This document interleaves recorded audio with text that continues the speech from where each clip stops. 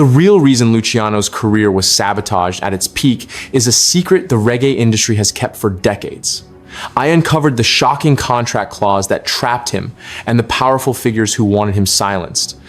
You must stick around until the end to discover who was truly behind his sudden disappearance from the spotlight.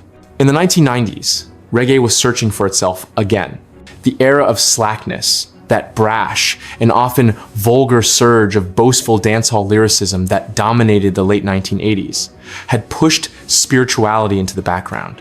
But movements in Jamaica are tides, not monuments. They shift and return. A new generation of Rasta-rooted musicians began rising, speaking of spirit, dignity, African pride, Jah consciousness. And at the front of this wave, not by accident, but by the sheer gravity of talent, stood Luciano.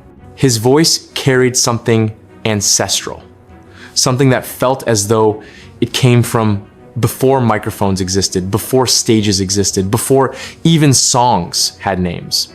The way he sang was not performance. It was invocation. Crowds in Kingston, London, Lagos, Port of Spain, Tokyo, and Johannesburg would testify to the same phenomenon. When Luciano stepped on stage, hearts slowed, then swelled. He did not merely sing of Jah, he sang as though he and Jah were in conversation at that very moment, and the audience was listening in.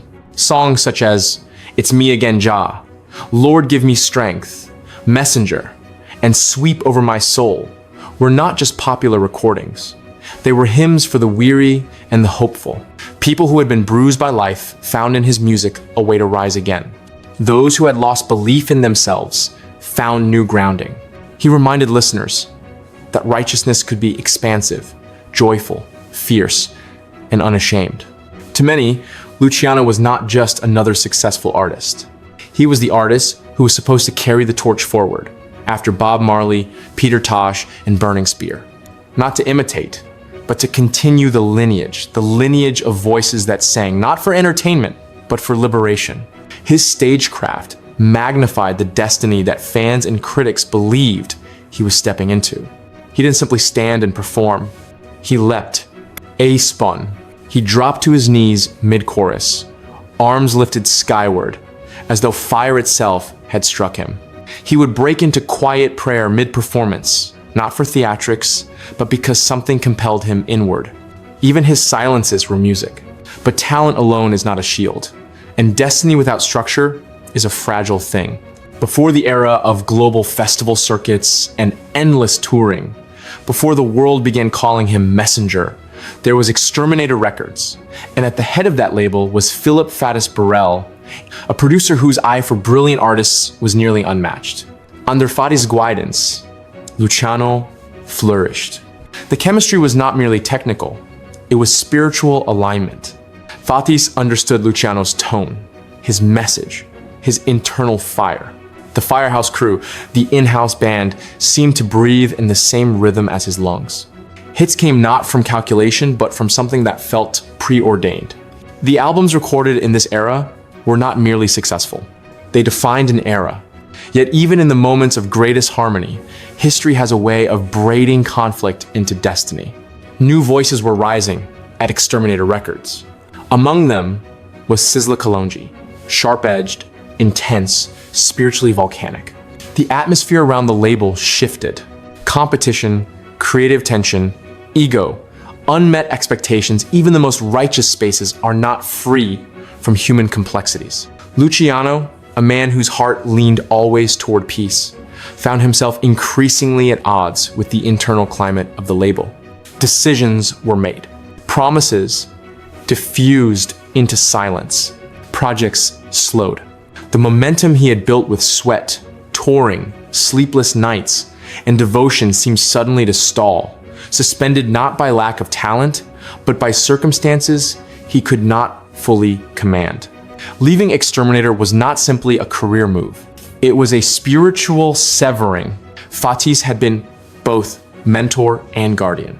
But Luciano believed deeply that he had reached a point where he could chart his own path, finally take control of the direction of his music, his message, his career.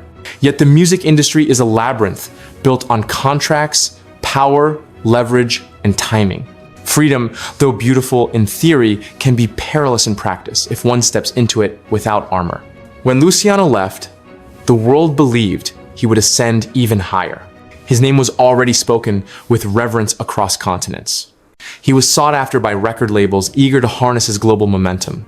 VP Records stepped forward, offering what seemed, at first, like an open gate into the next era.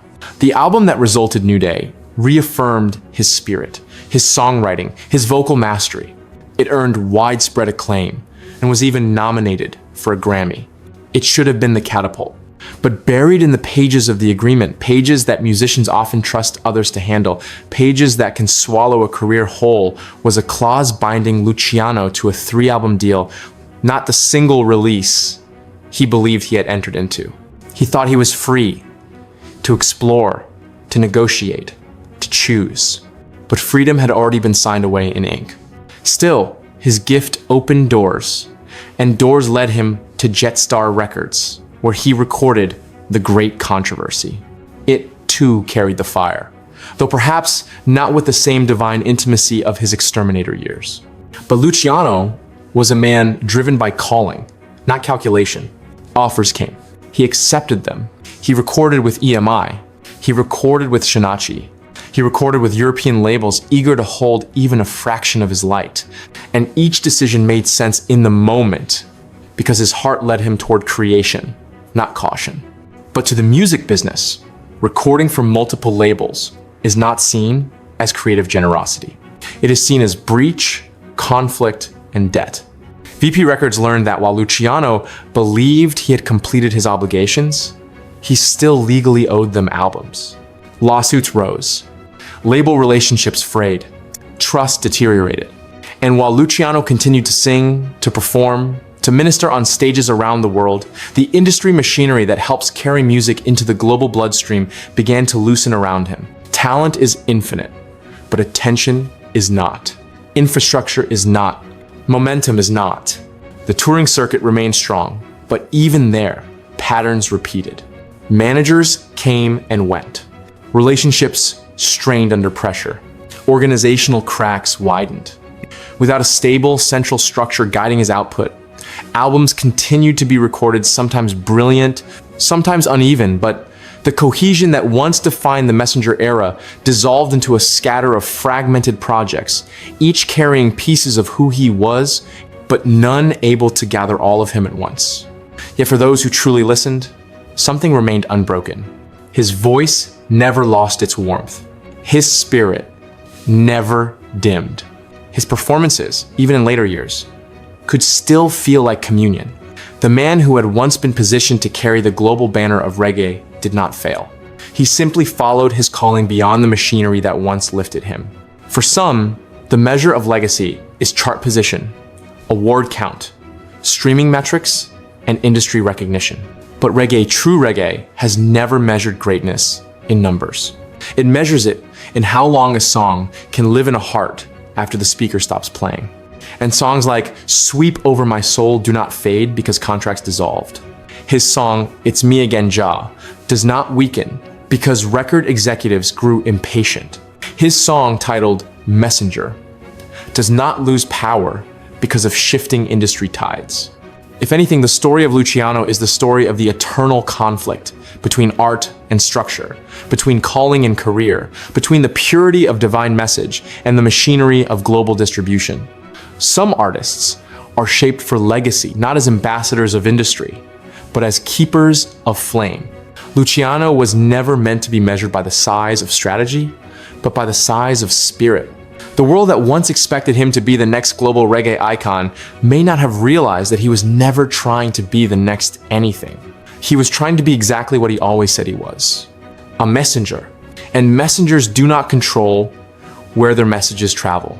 They only sing, "Tell me if you were a fan of Luciano during his peak in the 1990s. Let me know which of his songs means the most to you. Share your own theory on why an artist's momentum can suddenly slow down. I am reading all your comments." Follow for more real stories behind the music you love.